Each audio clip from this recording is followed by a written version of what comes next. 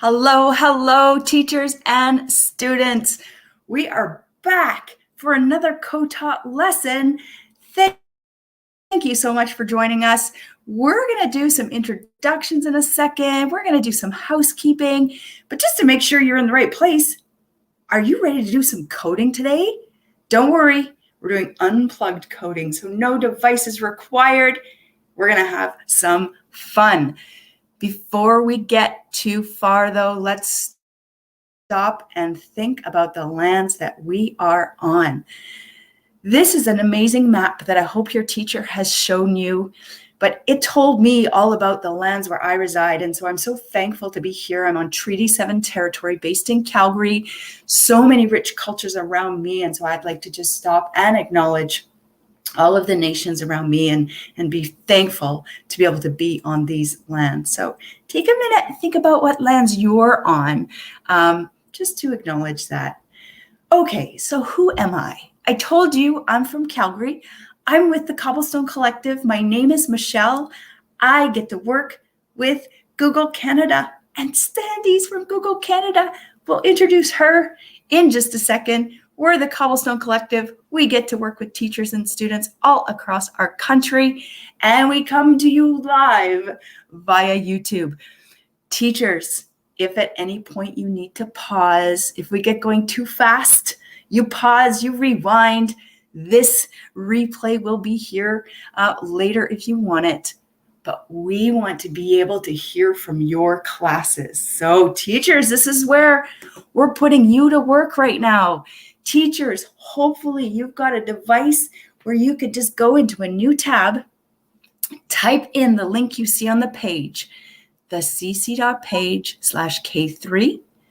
If that link doesn't work, try the other one, bit.ly/K3answer. That's how you're going to communicate with us. Let us know what's your name, what grade of class do you have with you, and then we're going to be talking to you all throughout the broadcast. So let us know who you are, what grade you're teaching, and we want to give shout outs to your class. Well, with that, while you're doing that, teachers, let's introduce the amazing Miss Sandy Curry. Hello, Sandy. Good morning, Michelle. It is always so nice to have you welcome me with such love. I'm so excited to be here with our K-3 learners, our guest presenter that we're going to introduce to you in just a minute.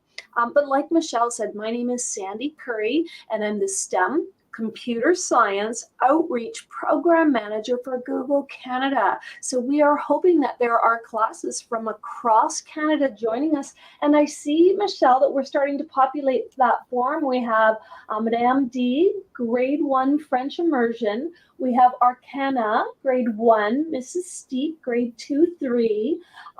Is it Drose, Grade 2-3 Ontario. Jeanette, Lisa, Madame Guerrero, Mrs. Daly, Lisa, Anthony, Mrs. Seymour's class. We have Heather, we have Ms. Sun, we've got Ontario, Kitchener, Lindsay, Ontario, London, Thunder Bay. We've got Riverside Public School. Oh my gosh, Michelle, the form's just blowing up. So it's so nice to have those teachers connecting with us and being able to connect us to their students. And so with that, Michelle, what do you think? Should we bring in our guest? We absolutely will. So students, we have a very special guest with us. Let's introduce Gail. So this is Gail. Gail is a teacher librarian that she's been in some of our lessons, and she said, hey, what do you have for like the younger students? And I said, hey, we don't really have anything, but do you want to help us build something? And so Gail, thank you so much for the inspiration, and I'm excited to learn from you today. Do you want to tell us just a little bit about you? Sure. First, thank you so much for having me. And hello, friends. It's so nice to see so many classes joining. I'm this year a teacher librarian, but I have taught in the past grade 1, grade 2, grade 3, and grade 5.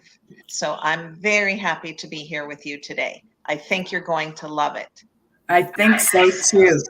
So teachers, You've got that form. Keep that form handy. We're going to be asking you to tell us some things your students are telling you. So before we get rolling, let's give a few more shout outs. Mrs. Wilson's class is here from New Dundee.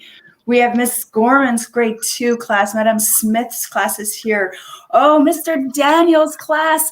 We met Mr. Daniel at the TDSB conference earlier this week. Mr. Daniel's class, shout out to you. Also, okay, let's get rolling. Teachers, we need you to ask your students in your class, what is coding? So teachers, take a moment, ask for some responses in your class. Students, don't shout anything out. Let's keep things calm. But what are your ideas? What is coding? And teachers, let us know in the form. Let's maybe start while we're waiting for these to come in here. Miss Snyder's class is here from Kitchener. Miss Snyder's class, what is coding to you? Sandy, you work at Google. You're a former principal, so you haven't really done a lot of coding until we started doing this work. But what does coding mean to you, Sandy? Well, do you think I should share it now, Michelle, or do you think we should wait till some of those responses? Look at something you do to make stuff move on a computer. I think that's a pretty great start. And that's Mr. Jeremy's class. Great answer. Mr. Jeremy's class, and I don't. Okay, so using arrows to move around spots, trying to get somewhere else by making moves, making some games. It's like a game, so it could be like a game. Look at these answers coming in, Michelle, from our K-3 students who are really at such an early age starting to understand something you can make robots do or move. When you can do things on a device, you can code directions. You can make robots or make robots do things.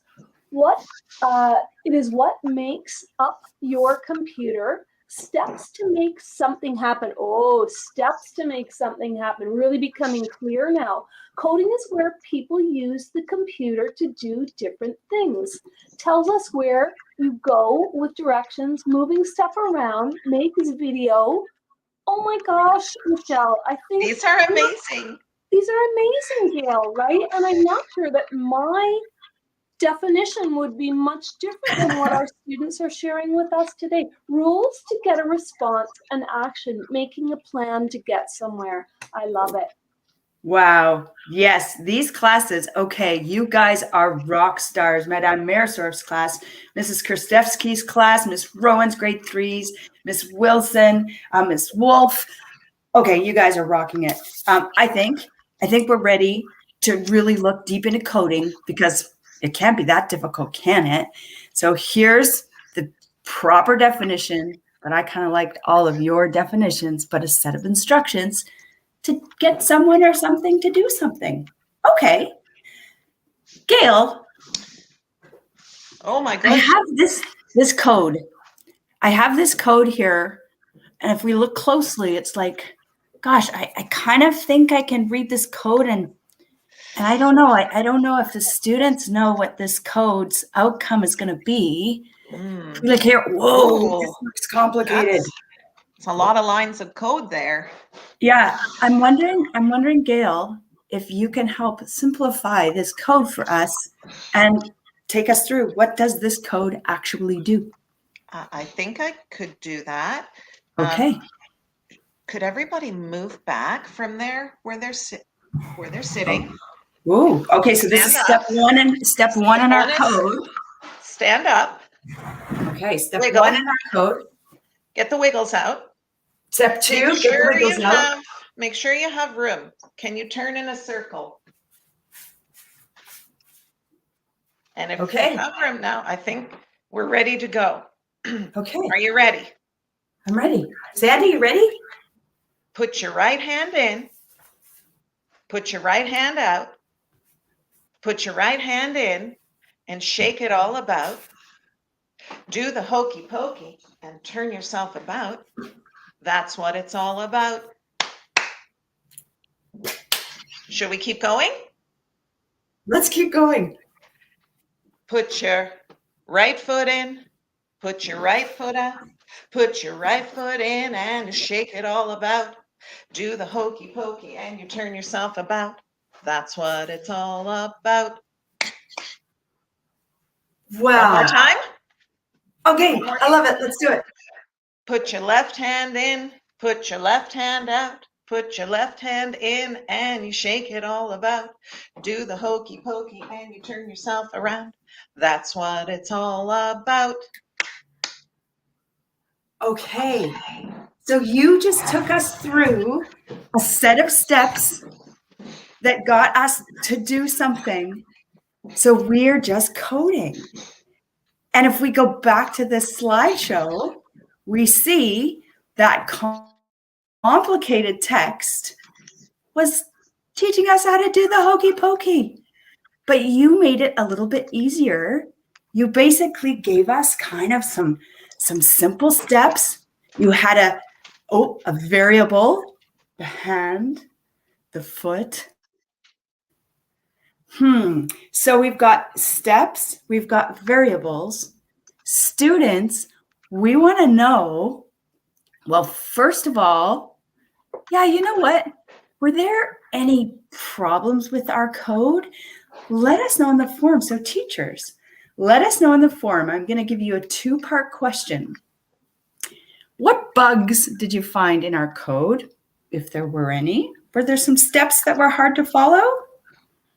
And also, what are some other coding words that we just did with our hokey pokey dance? So let's go back to the form. I want to call out Annalisa that says coding is done step by step. We just did that.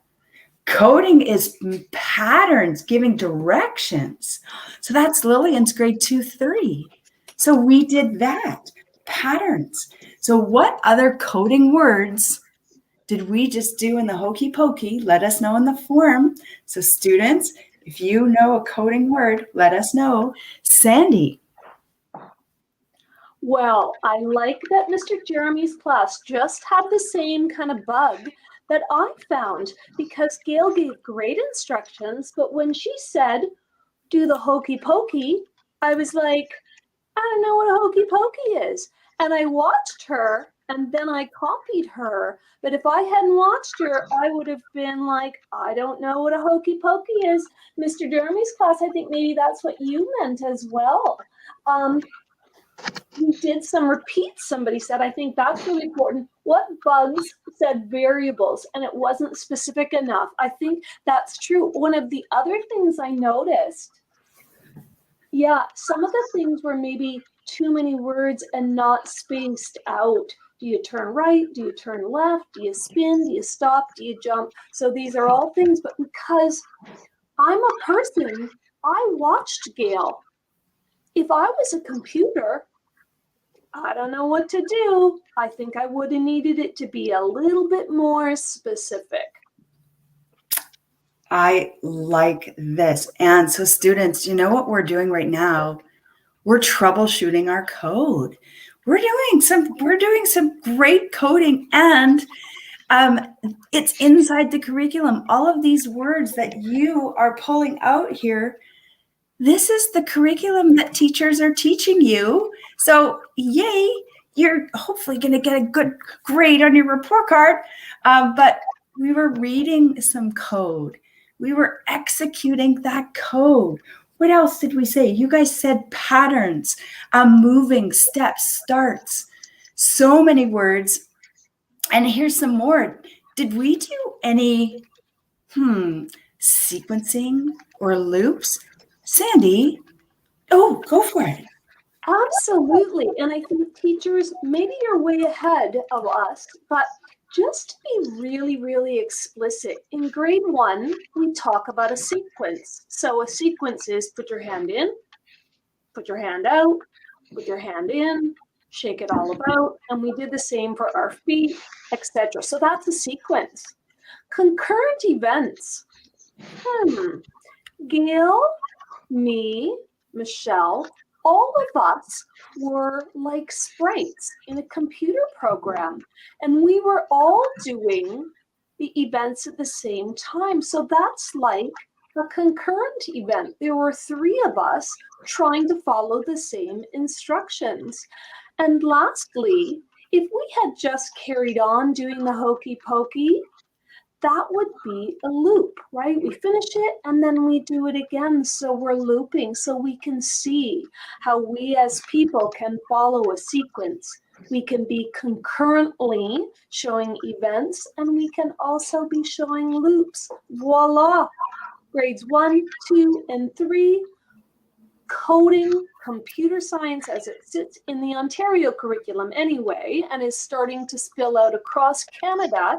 We're learning all those really important computational thinking, computer science, coding expectations as they exist in the curriculum. So great. And students, you guys are doing so well. Teachers, thank you for continuing to add info to that form. We've got more info that we're going to need for your students to give us. So we want to draw this happy face. So students, take a look at this happy face. What would be that code to allow us to draw this happy face? Teachers, ask your students, well, first of all, what's step 1 in drawing this happy face? Then we're going to go to step 2 and step 3. Teachers, don't change what your students are saying. Get them to give the instructions, and we're going to see if we can draw a happy face together. So teachers, in that form, let us know, what are our steps to build that happy face? I'm going to switch over to another screen. Let's make sure, students, you see that happy face. We're probably not going to show it again. So get those steps in your head. And we'll switch over to a different screen. And I think, Gail, I'm going to let you pull some instructions from our students. Absolutely.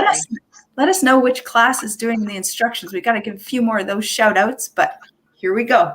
I'm ready to draw. We have step 1s for Miss Daly's class, Miss Wilson's class, Miss Veltry's class, Annalise's class, McGilvery grade 3, Mrs. Drous, Merstuff, Madame D. Step 1, draw a circle. Okay. How's that?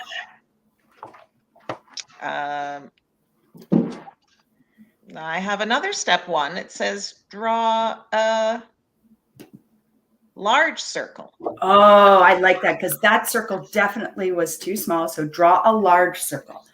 Okay, I can do that. Actually, I'm going to go back even one. Now I have, this is actually proper step 1. Get a pencil and a piece of paper. Oh, love that. So I could do this on my pencil, my piece of paper. I'm going to do this here on the screen so we can all see it. But yes, whose class got that? That was grade 1 BFI, Vista Hills. Nice Great job, you guys. Okay, we're going back to drawing a big circle. And Miss Wong's class is getting it. Use the mouse, press down, make a circle, make it bigger.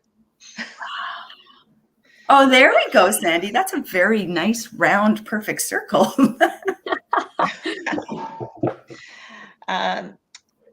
Step 2, draw eyes inside the circle in the top portion. Whoops. You see what I'm doing here? Oh, it's not working.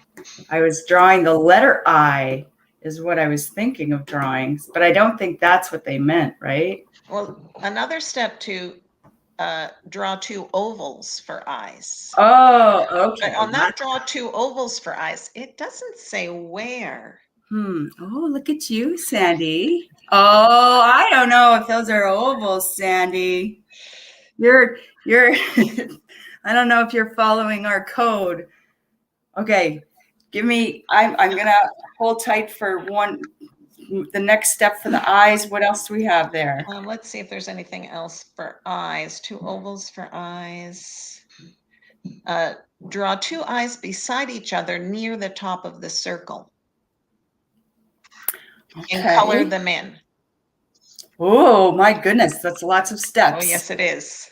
So, oh, I see I see Miss Strauss's class says draw 2 ovals near the top of the circle. Okay. Well, we can draw 2 ovals. Another class added a 1 inch apart on the ovals. Oh, we're getting into, I like that. Okay, I'm going to go here into my ovals. We're getting closer. So there we go.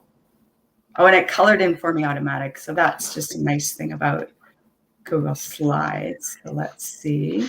Oh, it could probably color in yellow in the circle too. Oh, is that? Oh, that colored was outside circle. Excellent. Okay, well, now I think students, you're probably getting an idea that, wow, our instructions have to be very, very precise. Excellent. Because, Michelle, you're really you're the computer, and the classes are the programmers. So it's like you've never seen a happy face. You can only go by the instructions that are given. So you might have put those ovals at the bottom of the page because you would not have known where to put them. Right. So you're the robot, only able to do exactly what the instructions are. And the instructions, aren't they just getting just more precise and more precise? Lillian's class, draw 2 ovals at the top of the circle about 5 centimeters apart. Great job, Lillian's class. Ms. Strauss's class, draw a wide U at in the bottom portion. Ooh, then put lines on the end. Let's just see if I can draw a U at the bottom portion. So there's a U. And then I'm going to put lines on the end. It's kind of okay. Oh, Sandy, very nice.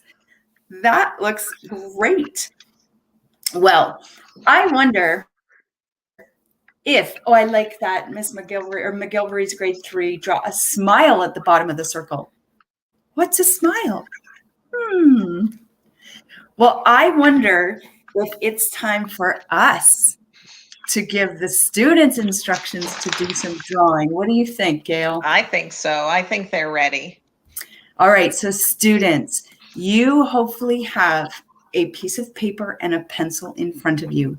If you don't, teachers, this is a point where you'll just want to pause, get your students sorted. They need a piece of paper and a pencil because Gail is going to give us a mystery image. Sandy and I don't know what this image is either. We're going to try to draw together to see what this mystery image is. So get your pen, pencil, piece of paper. I got mine. Sandy, you got yours. And Gail, what is step 1 of our code? Step 1 is hold your paper vertically. Oh. Okay. Or put your paper vertically on your table. Okay. When I give each instruction, I will say the word go at the end of the instruction. So you'll know that I want you to listen carefully to the instruction. I'll say go when I want you to do it. Number 1, step 1, draw a medium-sized circle in the middle of your paper. Go.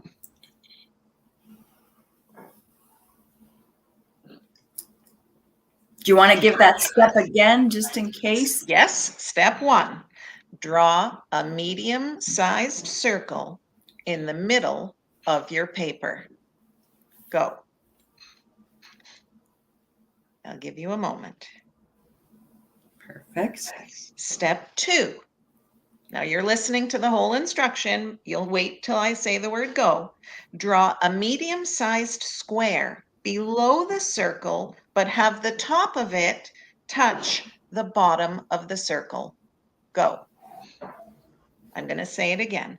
Draw a medium-sized square below the circle, but have the top of it touch the bottom of the circle. Go. When I think, Sandy, we should probably keep ours hidden so that, because I'm curious what this is turning into. All right. Step 3, Draw a medium-sized heart inside the square. Go. Step 3. Draw a medium-sized heart in the square.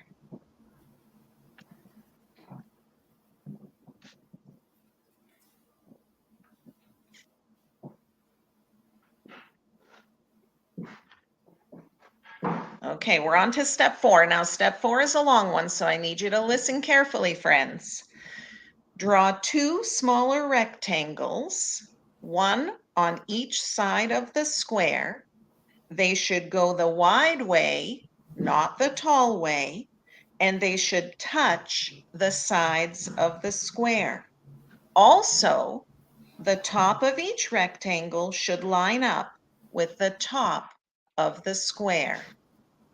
Go, but I'm going to repeat that, but it is a long one. Draw 2 smaller rectangles, one on each side of the square.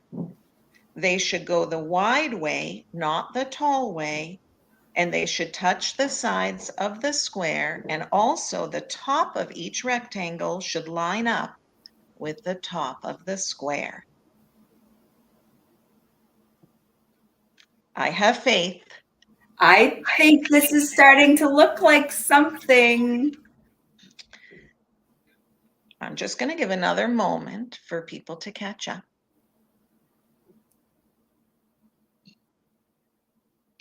Step 5, draw a medium-sized triangle above the circle. The bottom of the triangle should touch the top of the circle. Go. Step 5, draw a medium-sized triangle above the circle. The bottom of the triangle should touch the top of the circle.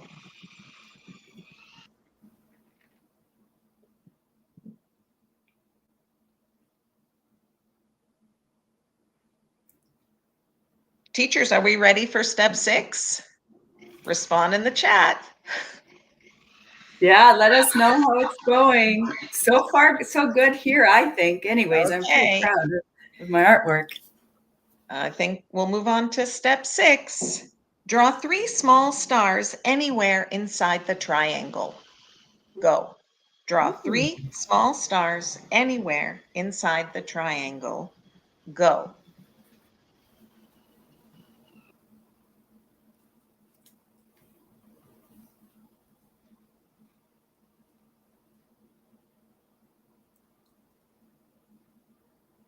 I know that rectangle step was a lot, but that's why I said it's going to be a long one, and listen carefully.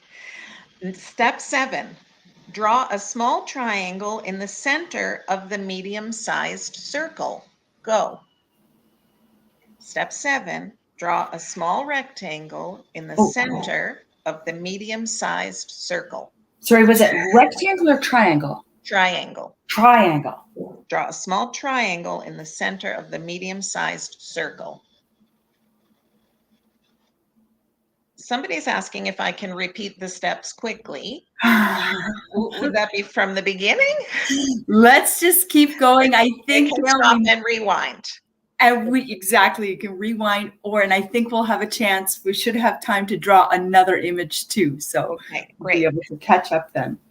Step 8. Draw a wide U, so that curves up below the small triangle inside the circle. Step 8, draw a U which curves up below the small triangle in the circle.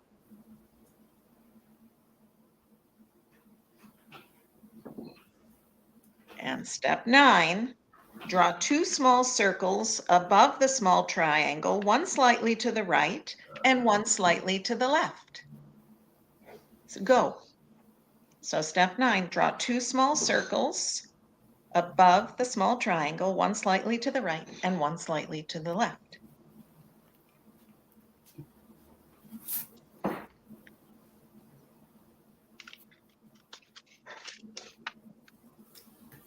And you should have something. Shall I show what you should have? Well, let's see how we did. Oh, amazing. Amazing. Oh, Oh, yes. I like your triangle. interesting. Very good, Sandy. Of course. And then your stars are only on one side. Yes. Gail, what was yours that you drew? Oh, look at that. Okay.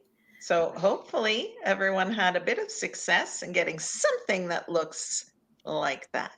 So one of the things that I just wanted to point out is that it's so easy for us to start thinking as humans. Because as humans, when you said the triangle should touch the top of the circle, I could look at it and start to see that we were maybe creating a person and that we would make the triangle sit on the top of the person like a hat.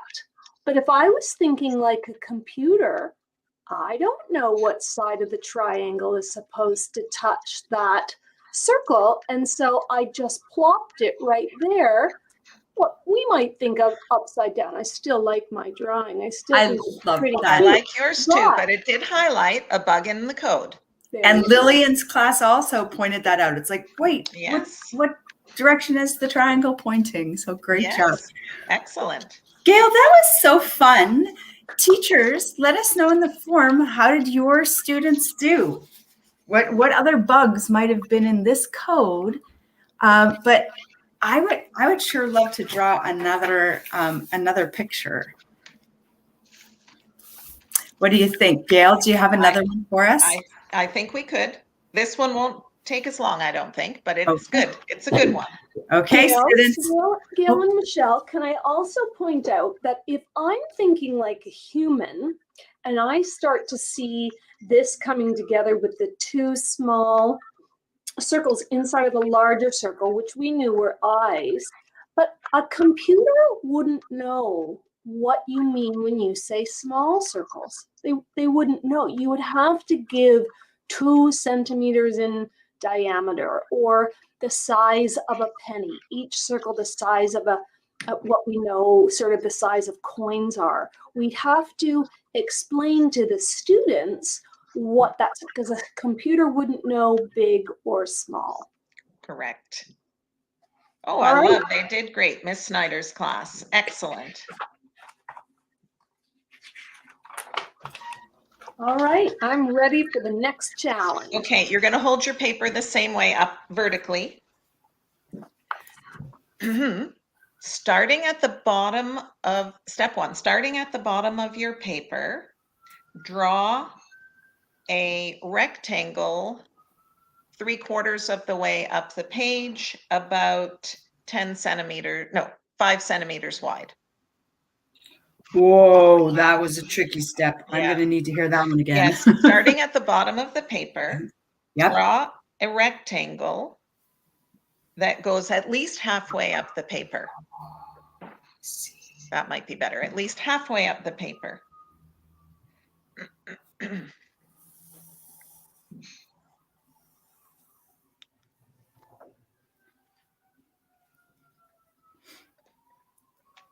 Step 2, about 1 centimeter from the top of the rectangle, draw a square, 1 centimeter on that, there's 1 centimeter space around it from the top and the 2 sides. A small square just down from the top of the rectangle.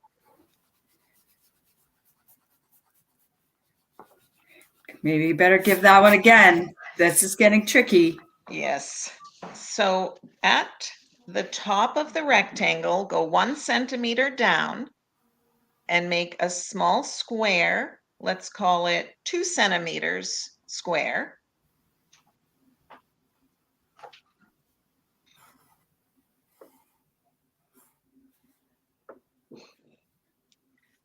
Step 3, at the bottom of the rectangle, make a smaller rectangle inside.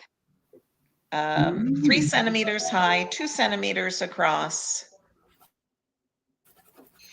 Ooh.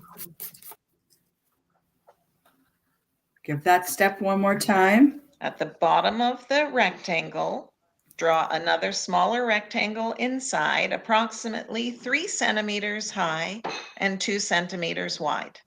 Ooh, I love this. We're doing math. We got to Yes. estimate our measurements. Fractions.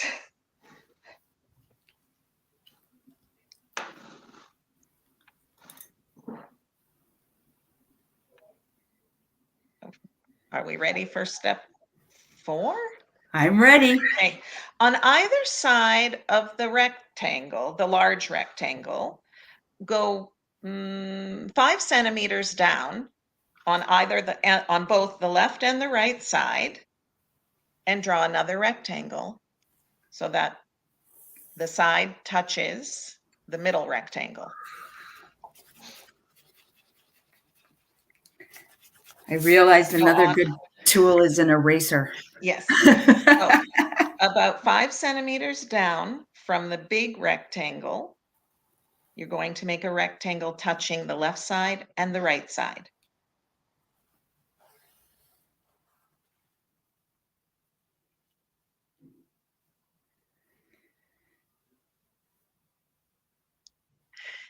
In each of those smaller rectangles, a centimeter down from the top, you're going to make a 2 centimeter square inside each of those rectangles on the left and the rectangles on the right.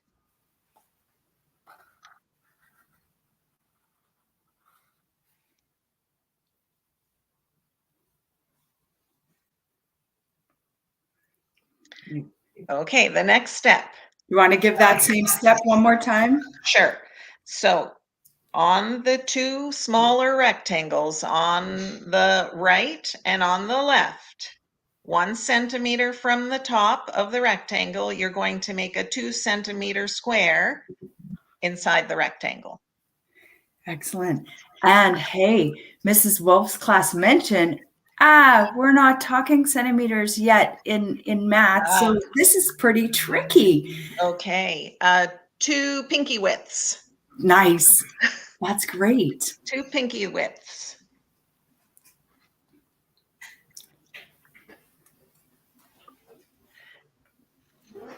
The next instruction, on the top of each rectangle, you're going to add a triangle. Now the triangle point should be at the top.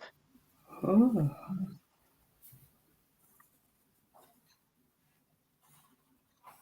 So you're going to add a triangle where the point is at the top, the straight part of the triangle attached to each of the rectangles.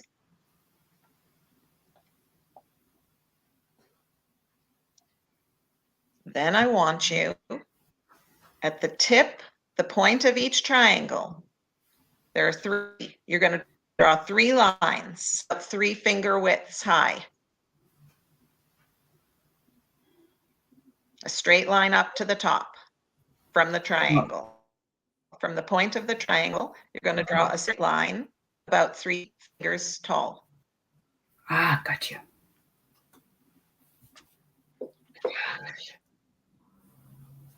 And from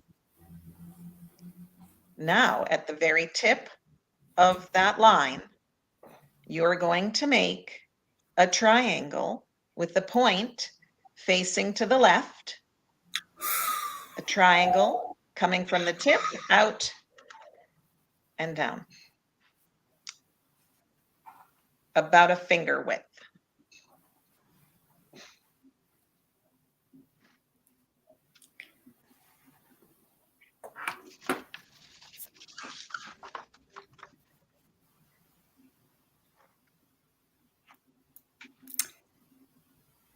I see a picture in my drawing. Show what they have.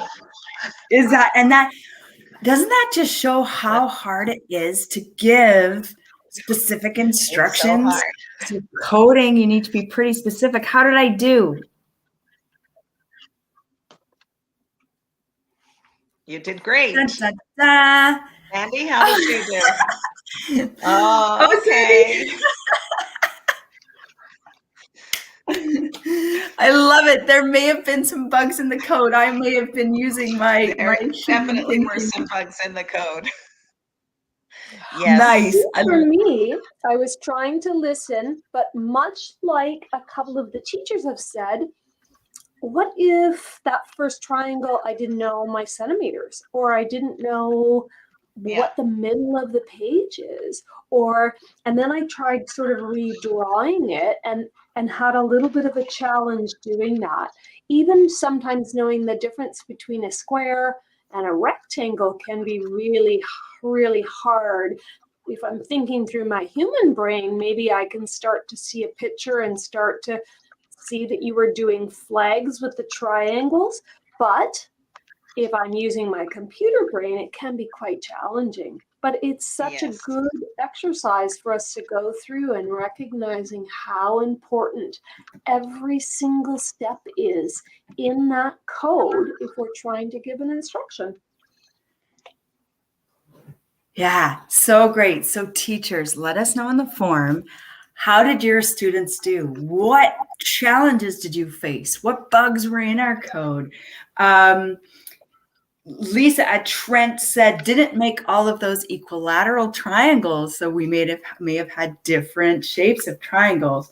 A ruler would have been a good tool to have. You know what And else would have been a fun part of the toolkit? And I think this is something that we use in block-based coding, is if we'd had all of the shapes available to us on a visual so we could see it. And then if Gail, when you gave the instruction, if then we would have been able to say a triangle like the one at the top of the page, but so that we actually had that visual and knew, oh, okay, I can kind of see the proportions. I can see if it's an equilateral triangle or not. Yeah, that would have been great too. yes. Yeah. So yes, Miss Ziegler's class says there's a variety of results. This code was a little harder to understand. Yeah. Oh, Oh, I'm and sorry, Mrs. Strauss. I'm sorry. but I think it just helps just understand the importance of making sure our code is succinct And you know what I need to say is that working at Google and knowing that we have over 100,000 Googlers coding, they do not get their code perfect in the beginning ever. They're constantly collaborating with one another. They're debugging. They get somebody else to read it and try it on and come back and to make those instructions a little bit more clear. So please don't feel badly. I know that it was hard, but coding can be hard, but we all have to start somewhere. So it's the way it goes with learning anything, and particularly with a complicated language like coding. So it's good for us to have tried. totally is. And now it's almost the end of this lesson. We only have about a minute left, but there's always homework after a lesson, right? But this time the homework is for the teachers. Teachers, listen up. We can keep coding with our students, and hopefully you're going to join us. We have 2 more lessons next week where we're going to dive into CS First. But CS First also has some unplugged activities. Teachers, you're going to get all of this information into your email. So students, your teachers hopefully can do more coding with you. But Gail, I'd love for you to just help us understand a little bit about how CS First can help these classes. So I was introduced to CS First through a workshop through my school board, and I absolutely love it. I have helped every teacher in my school get on board. It has all the instructions and videos within the CS First program. You don't have to have separate Scratch accounts. The kids can watch the videos at their own pace and can be successful. So even if you teach grade 2 or 3, I wouldn't be intimidated. I would try, even if the lesson says 4 to 6, pick one, an introduction lesson, and show the video on you, project it on your screen. The kids can watch their separate videos. It's amazing. And it's so easy to use. Teachers, don't be afraid. You don't have to have all the answers. The kids can figure it out. I love that, Neil. And I just love that you were the inspiration for us to do this lesson. You said we can do this, and we did. So yes, congratulations to you, and thank you for being here with us. Sandy, I want to leave it to you for kind of our final word before we say goodbye to our students. Well, thank you so much, Michelle and Gail in particular, but educators and students, thanks for joining us. Thanks for learning alongside of us. Thanks for showing grit and resilience and creativity and problem solving and collaboration, all the things that we know our Googlers, our software developers are doing all of the time. You just acted like one of them today. And so thank you for joining us. We hope you will check out CS First and the Cobblestone Collective for future sessions. And happy coding, everyone. Happy Monday. Bye.